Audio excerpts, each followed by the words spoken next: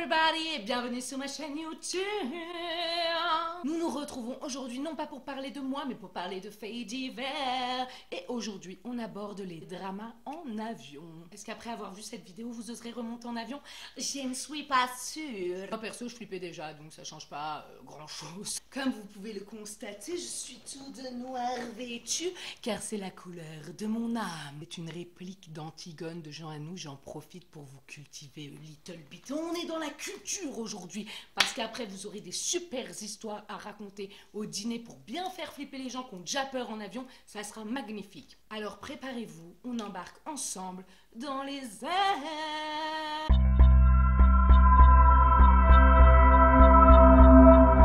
Nous sommes le 15 juin 1999, c'est le jour de l'anniversaire de mes 9 ans. Même quand c'est pas une vidéo sur moi, j'arrive à parler de moi, t'as vu. Notez quand même que le 15 juin c'est mon anniversaire pour me faire des petits cadeaux parce que moi j'aime bien les cadeaux.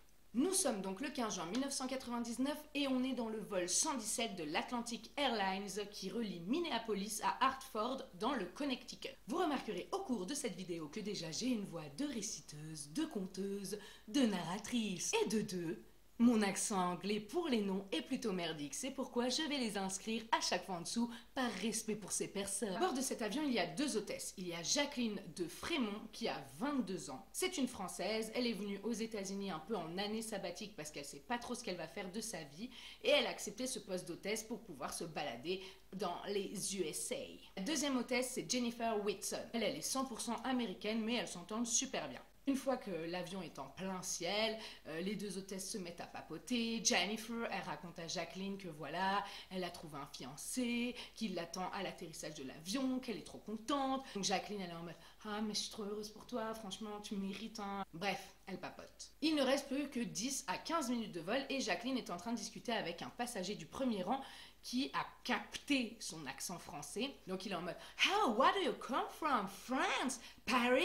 J'adore Paris. » Donc elle fait la conve jusqu'à ce que d'un coup elle se mette à entendre un grand sifflement là, de chelou. Elle est juste devant le rideau qui sépare les hôtesses du reste des passagers. Donc elle se dit « Ah, ça doit être le micro là, il doit y avoir un court-circuit ou je sais pas. » Donc elle s'excuse auprès du passager, elle va checker et là en rentrant dans le coin des hôtesses, elle se rend compte qu'il fait super froid. Et elle découvre sur la porte droite de l'avion une énorme fissure.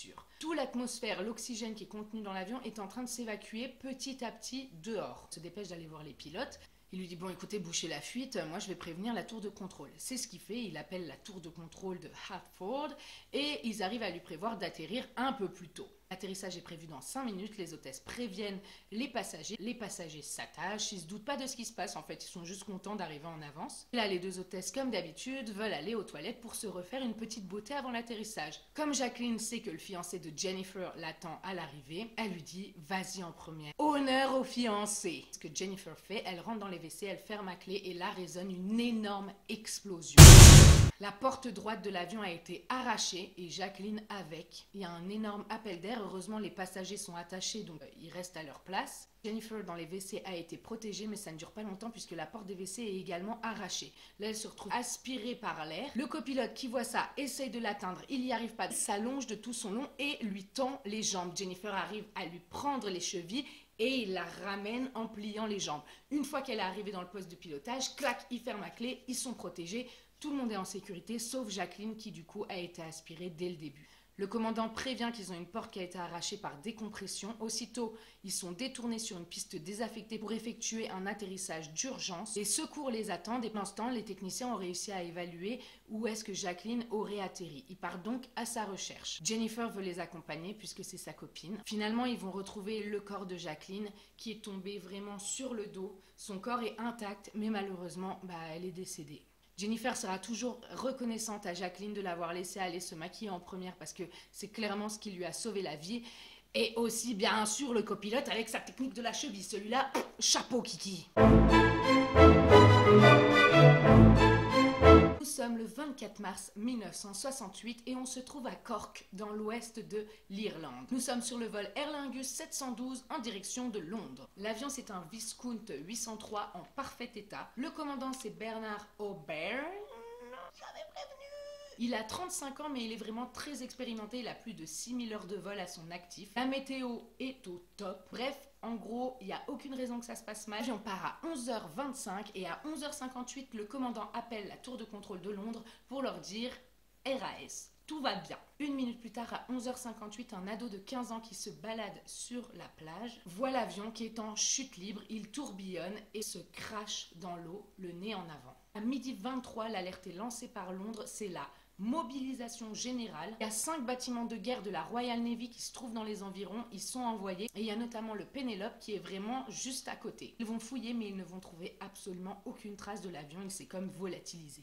Le lendemain, les recherches continuent et à 14h, on commence à retrouver des petits bouts de l'avion. Mais c'est vraiment des débris, des bouts de fauteuil, enfin c'est rien de ouf. À 17h, ils trouvent un cadavre, mais c'est tout, rien d'autre. C'est quand même bizarre au vu des moyens qui ont été déployés qu'on trouve aussi peu de choses. C'est chelou. Le 5 juin, donc c'est 2 mois et demi après, pour ceux qui ont suivi et qui ont pris des notes, vous pouvez prendre des notes, ah oui bien sûr. C'est un chalutier qui n'a aucun rapport qui trouve l'épave. C'était exactement à l'endroit où l'ado avait dit qu'il avait vu tomber l'avion. Donc là c'est encore étrange, on ajoute ça sur la liste des chelouteries. Il y a des plongeurs qui vont checker l'épave et l'épave est en très bon état. Il y a une aile qui est brisée, il manque la queue, mais sinon la carlingue a l'air vraiment plutôt intacte. Et il y a tous les passagers qui sont ceinturés à leur siège. Alors évidemment, on imagine l'état des corps après 2 mois et demi dans l'eau. C'est pas joli à voir, mais au moins une fois qu'ils seront repêchés, ils auront droit à des funérailles décentes et c'est ce qui compte pour les familles. Le 7 juillet s'organise la récupération de l'épave. Normalement, pour récupérer une épave de cette taille-là, il faudrait en fait mettre plusieurs filins, plusieurs câbles tout le long de la carlingue et hop, la soulever de manière uniforme pour répartir le poids et que ça se passe bien. La technique qui va être employée sera très discutée puisqu'en effet, ils ne vont mettre qu'un seul gros filin sur le nez de l'avion. Évidemment, quand ils soulèvent l'épave, il se passe ce qui devait se passer. Elle se brise en plusieurs centaines de fragments. Les corps se disséminent un peu partout.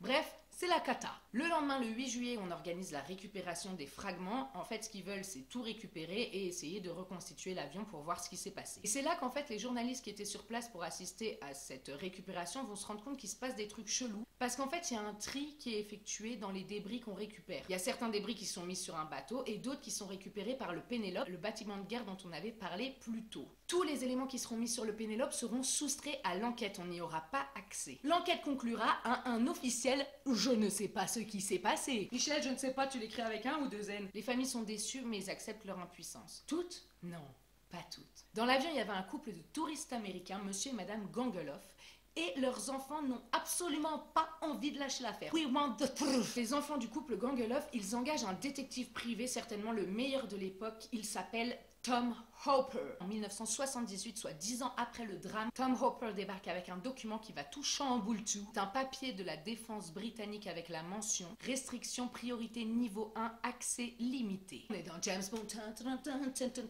Ce document va révéler ce qu'il s'est passé. En fait, l'avion a été détruit par un missile Dart lancé par le Penelope. Le transpondeur du Viscount, l'avion qui s'est écrasé, ne fonctionnait pas. C'est ce qui permet d'être identifié par les radars comme étant un avion. Et comme ça ne fonctionnait pas, en fait, le missile l'a pris pour cible. En fait, les débris qui avaient été récupérés par le Penelope, c'était les débris qui prouvaient qu'il y avait eu un missile. Ils ont même récupéré les passagers qui étaient à l'endroit de l'impact et ils ont brûlé les corps en secret. Ce document, il est controversé, il y en a plein qui disent que c'est un faux, donc Tom Hopper décide de creuser encore plus pour trouver des preuves irréfutables. Il finit par y arriver, il prévient la famille en disant « Yes, on les tient, on va les faire tomber, rendez-vous à tel endroit, je vous donnerai les documents ». Les enfants Gangeloff arrivent au rendez-vous, il n'y a personne. Tom Hopper a disparu et on ne le reverra jamais. Finalement, le 6 janvier 1999, il y a un document qui sort et il est signé par un haut fonctionnaire du ministère. C'est un document qui fera office d'aveu. Toute l'Angleterre est scandalisée. Alors ce qui choque, c'est pas tellement cet accident, c'est déjà arrivé, mais ce qui choque, c'est le mensonge. C'est le fait aussi qu'ils aient brûlé les corps, qu'ils n'aient rien dit, qu'ils en aient fait un espèce de secret d'État, de mensonge d'État. Alors officiellement, la conclusion, c'est toujours celle de Michel, hein, c'est-à-dire je ne sais pas qu'est-ce qui s'est passé. Mais officieusement, c'est ça. Nous sommes le 18 juillet 1997 dans le vol Rabat Paris. Un homme au fond de l'avion se lève, une grenade à la main, dégoupillée. S'il la lâche, c'est la mort, l'explosion. Il crie à la Aigran et demande à l'hôtesse de la conduire au pilote. Une fois qu'il est dans le poste de pilotage, le pirate de l'air demande au commandant de l'emmener à la Mecque. Le commandant est en mode ok, allons-y. C'est là que le copilote intervient. Il se lève en demandant au pirate de l'air: qu'est-ce que vous voulez faire à la Mecque? Ce copilote, c'est Ibrahim Mokhtar. Il a 29 ans, c'est son premier vol, et pourtant, zéro stress, il est dans une quiétude de ouf. Le pirate de l'air lui répond qu'il veut faire son pèlerinage. Ibrahim Mokhtar lui demande si le prophète approuverait ses méthodes. Le pirate écoute Ibrahim parce qu'en fait, il est assez impressionné par ce que dégage le jeune homme. Croyez-moi, on le serait tous, et particulièrement toutes, car quand je lis sa description, il a des yeux bleus qui tirent vers le noir. Il a une force magnétique qui se dégage de son être. Un sourire désarmant. Excessivement de charme. Ibrahim Mokhtar, Ibrahim Mokhtar. Donc le pirate lui répond que c'est ce que le prophète lui a dit de faire. Et là, Ibrahim Mokhtar se vénère légèrement en lui disant qu'il blasphème. Ils se mettent à discuter. C'est une discussion qui va durer approximativement une demi-heure. Au final, le pirate de l'air se met à pleurer en demandant qu'on l'aide. Ibrahim Mokhtar réussit à récupérer la grenade. Ils sont tous sauvés grâce à qui? Grâce à Ibra. Évidemment, engouement de ouf sur la personne d'Ibrahim Mokhtar. Il est dans tous les journaux. Il devient une star, le héros des airs. À partir de là, Ibrahim Mokhtar est aspiré par le tourbillon de la célébrité et tous ses avantages, mais du coup aussi ses inconvénients. Sa femme ne va pas tarder à le quitter parce qu'il est infidèle. Elle voit dans les journaux ses différentes liaisons, notamment avec des mannequins, et elle en peut plus, donc elle se barre. Réaction tout à fait normale, ne trompez pas, c'est vilain, c'est vilain, c'est vilain. Donc Ibrahim Mokhtar, il profite à donf de son nouveau statut de célibataire, mais au bout d'un moment, il se rend compte qu'il aimait vraiment sa femme et qu'elle lui manque. Seulement, elle ne veut plus revenir. It's too late to apologize. Ibrahim Mokhtar va devenir anxieux, irritable et déprimé. Il va même confier à un de ses amis qu'il se sent en danger parce qu'apparemment, il reçoit des menaces des islamistes par rapport à ce qu'il a empêché. On est le 12 novembre 1999 dans le vol Marrakech-Le Caire. Ibrahim Mokhtar est devenu commandant. Il a été promu grâce à son action héroïque et sa copilote est Leila Sharawi, la seule femme qui exerce sur les lignes marocaines. La météo des jours précédents n'a pas été ouf, il y a eu une tempête de neige donc l'avion a failli ne pas partir, mais finalement il décolle. Tout est parfaitement normal jusqu'à ce que brusquement, quand il survole les montagnes de l'Atlas, l'avion tombe comme une pierre et s'écrase. Il y a 43 victimes. Ce crash va créer un choc. Est-ce que c'est un acte terroriste, un accident tout bête? On ne sait pas. Comme ils se sont crashés dans un endroit plutôt dangereux et que la météo est merdique, on doit attendre une semaine avant de pouvoir aller sur les lieux de l'accident. Les secouristes veulent récupérer la boîte noire pour savoir ce qu'il s'est passé. La tour de contrôle n'avait reçu aucun message de détresse, à part un message de Leila Sharawi, la copilote, qui dit « Le commandant est, bam, coupé ». Il récupère la boîte noire et on peut entendre les dernières minutes de l'avion. On entend Ibrahim Mokhtar qui parle à mi-voix comme s'il se parlait à lui-même. Il dit « Bientôt.